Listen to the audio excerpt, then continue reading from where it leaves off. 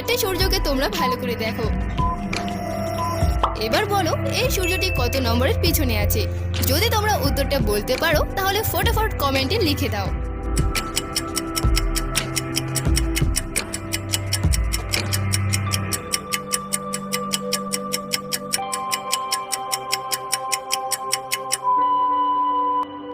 এই দেখো, এখানে এই সূর্যটি রয়েছে 3 নম্বরের পিছনে। এবার এই 5টি বিড়ালকে দেখো। এবার বলো এই বিড়ালটি কত নম্বরের পিছনে আছে। তো গাইস, বেশি দেরি না করে তোমাদের যেটা মনে হচ্ছে সেটাই ফটাফট কমেন্টে লিখে দাও।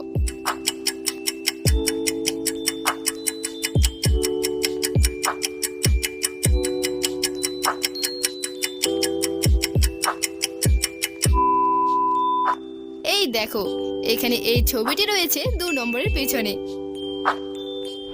আর এবার এই 6টি ছবিকে ভালো করে দেখো। এবার বলো এই ছবিটি কয় নম্বরের পেছনে আছে।